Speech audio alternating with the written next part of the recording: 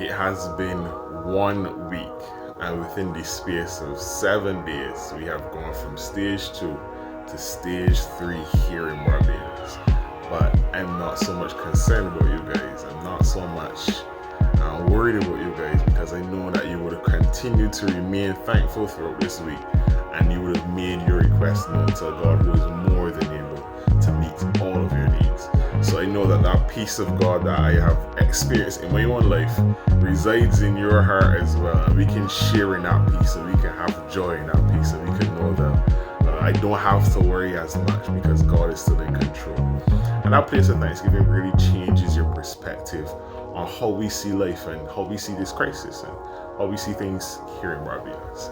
So although things are a bit more stringent now, things are a bit more serious, we can continue to know that we can have the peace and the assurance and the joy in knowing that God is always in control. So 1 week later, here we are. And I know you guys probably expected me to jump into a sermon now, but I have a little surprise for you. Last week, our very own Minister Tiffany Bellamy was supposed to come and speak to us at church, but we didn't have service. We had to call it off on Saturday night.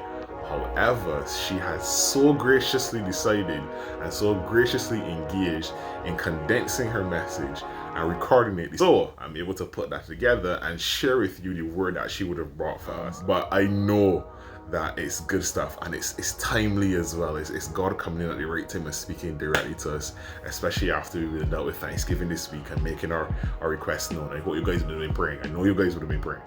Yeah. So here's Tiffany. Without any further ado, our very own from the Halls Road Church in Nazarene, Minister Tiffany Bellamy. You guys enjoy. God bless.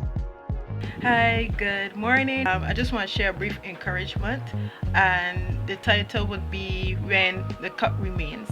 It's taken from Matthew 26:36-46, which talks about Jesus being in the Garden of Gethsemane. He'll be praying to the Father, asking the cup to be passed, and further down we will see how that prayer changed. So my first point would be the cup of trials. What is it that you're facing right now? What is it that you're struggling with right now? What situation is it that seems to be ongoing? I could think about one right now with the whole COVID-19 pandemic that is sweeping across the world. Just like Jesus, we would have been praying at some point for it to stop, which is all good. What if it continues? What if it doesn't slow down the way we would want? What if it doesn't change in the time that we want? And this goes across to any situation that we have in our lives. So in 2 Corinthians 1:3-4, it says, "Blessed be the God and Father of our Lord Jesus Christ, the Father of mercies and God of all comfort, who comforts us in all our afflictions, so that we may be able to comfort those who are in any affliction with the comfort with which we ourselves are comforted by God." And that's the ESV version. The key phrase that I want us to focus on is God of all comfort, who comforts us in all affliction. And God never promised that everything would be a bed of roses, but He's given that assurance that in the midst of all that we're going through, He will comfort us. So in the midst of the anxiety, the depression, this whole pandemic, whatever situation that you're faced with right now, He will comfort you in the midst of it all. So let's talk about faith, because sometimes we allow these situations to affect our faith in God. Sometimes we will question, like, where's God? Where's God in all of this? When we talk about faith, that famous scripture comes to mind, Hebrews 11:1, that says, "Now faith is the substance of things hoped for, the evidence of things not seen." But if we look through the whole of Hebrews 11, you would have seen a whole list of people by faith. They did what's not.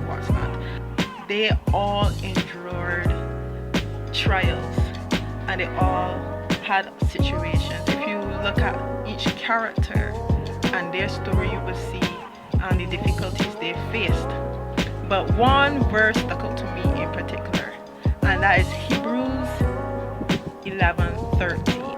And verse 13 reads, "It's all died in faith, not having received the promises, but having seen them and greeted them from afar, and having confessed that they were strangers and pilgrims on the earth." So the main thing that I want us to focus on is they all died in faith and not having received the promises.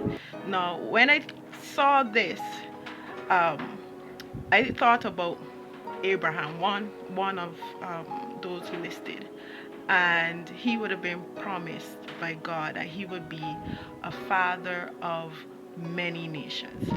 However, he did not live to see it be fully fulfilled, and but he knew that despite how the situation looked, what it is that is happening, he knows that God is going to continue to fulfill the promise that he has given unto him. So let me encourage you that no matter how things look right now, keep having faith in God, and don't let these situations, don't let COVID-19, don't let whatever that is happening in your life to distract you. Keeping the faith in God and for looking at what is important, which is serving God. So when we look back at Matthew 26, specifically at 39, 42, and 44, you see how his prayer changed from, "God, if it's possible, can this cup pass? Help me to drink this cup. Help me to give me the strength to go through what it is that I need to go through." And sometimes we are stuck at, "God, get me out," instead of, "God, help me, give me the strength to handle what it is I'm going through. Give me the wisdom as to how to deal with this situation. Give me the patience that I need at this time." So in preparing, when I looked at verses 27 and 28, it hit me that for us, in order for us to drink from the cup of glory, which is my third point, we must sip from the cup of trials.